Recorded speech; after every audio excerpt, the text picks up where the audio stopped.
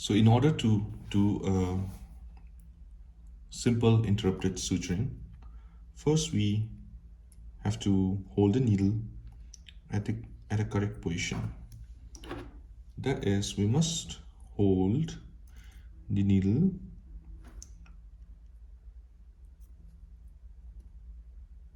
between its center or the mid to a point of 2/3 from the tip of the needle, so it's somewhere around here.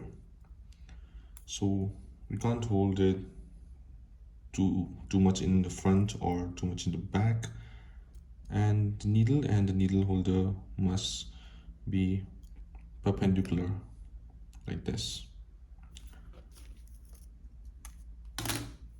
The next important point is that if my wound is in this direction, my needle holder must be in line with it, so that when I rotate the needle, it comes out right on the opposite side and not like this or like that. We cannot enter the wound and keep manipulating it. So if I'm suturing this wound, my needle holder must be like this, and when I'm suturing this, it must be like this. Next point to note is that if the depth of the wound is 5 millimeters, we must take a bite on one side of the wound at a distance of 5 millimeters from the wound, and we stab into the skin at a degree of 90 degree at an angle of 90 degrees, and we take out the needle by holding it and supinating our hand so that it comes out in the shape of the needle without any additional trauma to the tissue.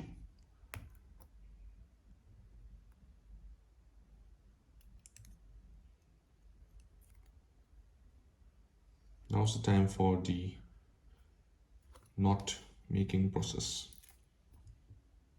So we have a long thread and a short thread.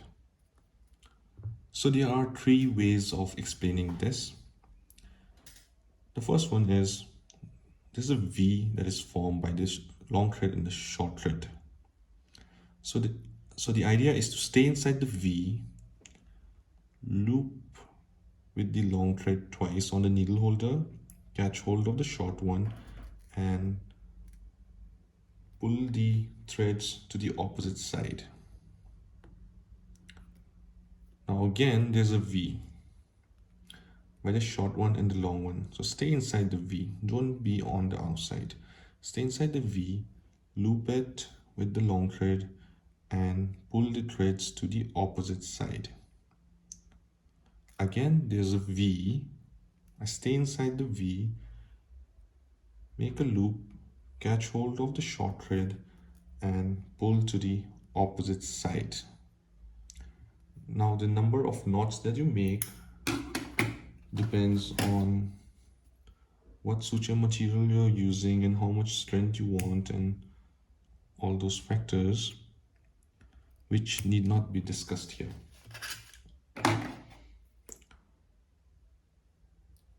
Now the next bite or the next suture must be placed at a distance of twice the depth of the wound.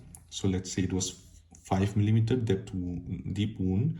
So we took bites on the skin at a distance of 5 millimeter on each side.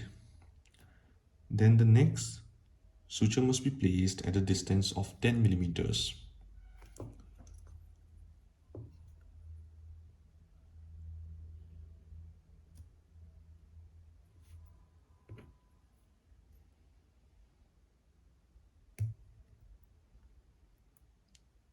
We take out the needle by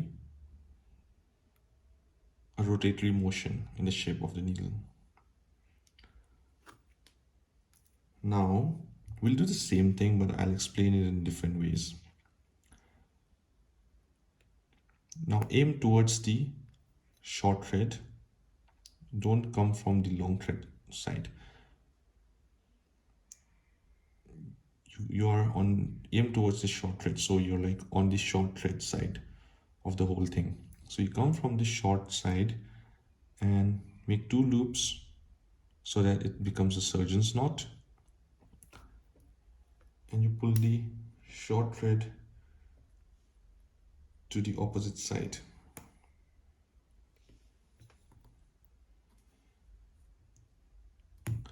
Now again there are 2 sides, long side, short thread side.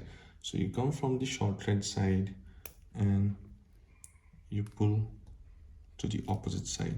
You come from the short thread side and you catch hold of it and pull to the opposite side. Short thread side, pull to the opposite side. The moment you leave the short thread, you're already on the short thread side. So you just make a loop, go to the opposite side, come here, catch hold of it, and pull to the opposite side.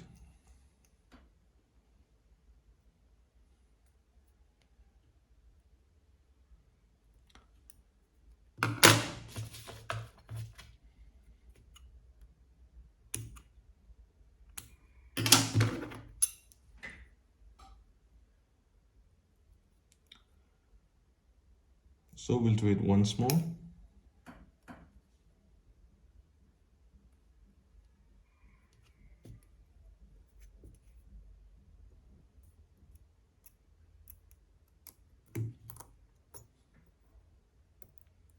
Now if we are taking the suture from the right to the left, so my suturing is going to start from the right, take 2 loops on the long thread and pull the short thread to the left.